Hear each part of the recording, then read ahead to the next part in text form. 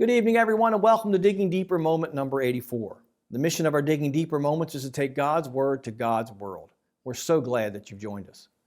We saw last week that the building of the Tower of Babel was much more than a group of people getting together to build a city and a tower. This tower and city were a temple complex. The people were building a ziggurat, a pagan temple. And someone should have warned them then, like the Surgeon General warns us now, that ziggurat smoking can be hazardous to your health. I've been waiting to use that joke. John Walton gives us the following description of a ziggurat in his book, Ancient Near Eastern Thought in the Old Testament. He says, first of all, that though they resemble pyramids in appearance, they are nothing like them in function. Pyramids are basically a tomb, ziggurats are temples. Second, they were dedicated to a particular deity. In other words, they would build one for a particular god, and that was the god that was worshipped there. Third, archaeologists have found almost 30 of these ziggurats in Mesopotamia, the cradle of civilization between the Tigris and Euphrates rivers. That's a lot, folks, to be able to do the archaeological studies. Fourth, the main feature of this ziggurat is the stairway or ramp that leads to the top. Number 5, there was a small room at the top where a bed was made and a table was set for the deity, because the idea is they wanted the deity to live there. Sixth, the ziggurat was not used by the people. It was sacred space for the deity only. This was not a place where people went to worship. This was a place where the gods were worshiped, but it was sacred space. It belonged to them, and the people were not allowed in that space. Number 7, the stairways that are on the ramps were not made so that people could ascend to the top of the tower. The stairs were made so that the deity or the god could come down. Now that's going to be very important in just a moment. As we look at this story, what's really happening here in the book of Genesis chapter 11, verses 1 through 7, in the building of the Tower of Babel and the city, what's really happening here is that humanity is at this point trying to secure the blessings of heaven without submitting to God. They want the blessings of a right relationship with God, but without obedience to Him. We find a similar situation occurring today. Mark Sayers talks about this in his book, Disappearing Church. Sayers writes that postmodern culture isn't trying to return to ancient gods and ancient religion as much as it's trying to remove every vestige of Christianity from our society, while at the same time enjoying its blessings, or the blessings of living in a culture that was built upon Judeo-Christian values. And so what I'm trying to show you here is that what they did at the Tower of Babel, we're doing the same thing today, and it's something we have to deal with, and it's something, and that helps us to understand that we can learn something from this old story that can help us today. And so, as we look at the story in Genesis 11, and we look at the story of the Tower of Babel, we find that it is very relevant to the time in which we live. You know, over the years, as I've talked to people, people have said, well, the Bible's an old book, you know, and how can it deal with today? And I tell them this book, this Bible, is more relevant than any other book in the history of the world, because it's dealing with things that we do as human beings, and we do them over and over again. The times may have changed, but our nature has not changed. And so we can learn a lot from the Bible and stories like this about how humanity functions, where things are going to go when they start going a certain direction, and what we need to do about it. And so what's happening here is that these people are not just rebelling against God, which is what we saw last week. They're rebelling against God's command to go out in the earth, fill the earth, multiply it, and extend His rule in the earth. They're not just doing that.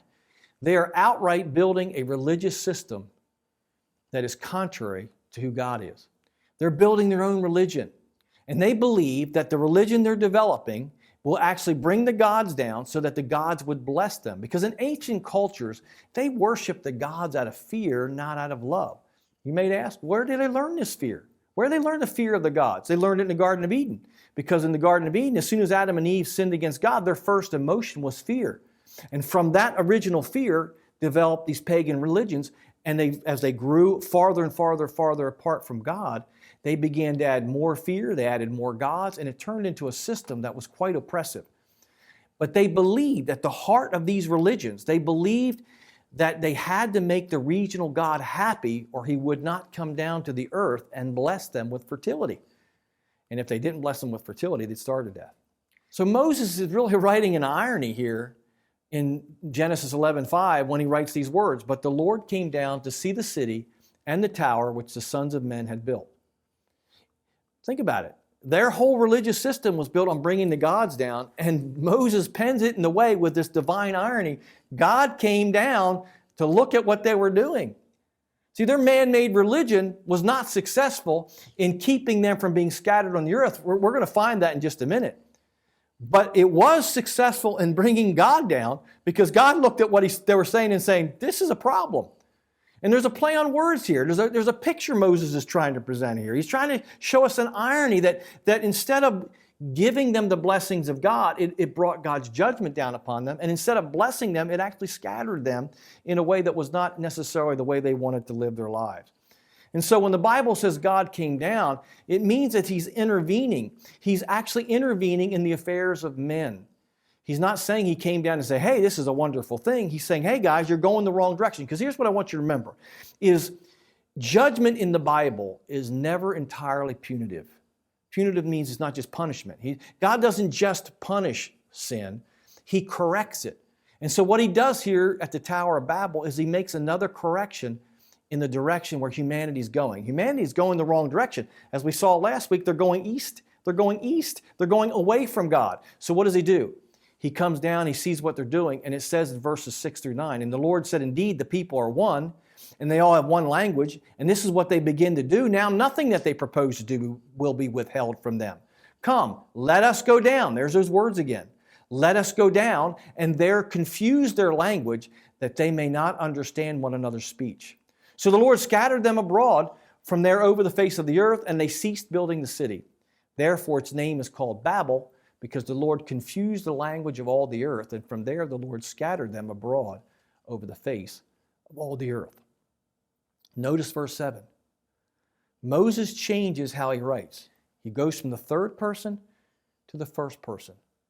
God looked at it, to God said, let us go down, and there confused their languages. The Tower of Babel brought God down. It got God's attention. It got Him on the scene, but it did not produce the desired result. Instead of the tower giving them a name and saving them from being scattered on the earth, God confused their languages and scattered them abroad. Now, chronologically, this brings us back to Genesis chapter 10 and the Table of Nations, which historians to this day see as having a basis in actual history. Now, I believe it's history, but I'm just sharing it like this because I want you to understand. You know, people understand my bias as a theologian, as a preacher. Of course, I would say it would have some historical reference, but I want you to hear what archaeologists and historians are saying of Genesis chapter 10. Listen to the words of Dr. David Rawle, written in his book, From Eden to Exile. He says clearly, speaking of the Table of Nations in Genesis 10, which happens after Genesis 11, he says this grand tribal and linguistic scheme is fraught with difficulties. And folks, he's not exaggerating there. This is a tough text to study, and they're still studying it. He says, it therefore seems best to treat the Table of Nations as most scholars do. Now notice, he says most scholars treat Genesis 10 this way. That is, to regard it as an attempt to explain the three main cultural and linguistic groupings found in the ancient world in the context of a universal flood and the rebirth of humanity through whom one family survived in their ark. Then he adds this sentence, but there is certainly some real history here too. So in other words, David Rawle does not believe in the flood story as history. I do. I believe the flood story, there's a flood story, and there's over 200 ancient flood stories. Something like a flood happened. That's really beyond denial. How it all happened, people disagree. I happen to believe the biblical version and can give you reasons why. And one of the reasons why is when I read things like this, because David Rawle says most scholars even agree that there's a historical basis to Genesis chapter 10. In other words, after the Tower of Babel incident, people were scattered throughout the world. And guess what they did?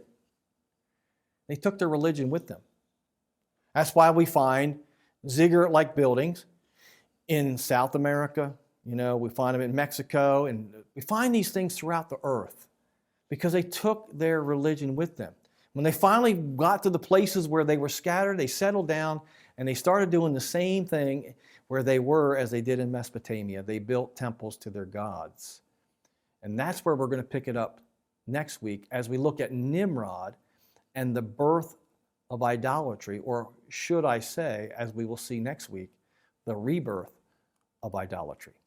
If this lesson has helped you, please share it with a friend, like us on Facebook, follow us on Instagram, or better yet, subscribe to our YouTube channel. I hope to see you next week. God bless.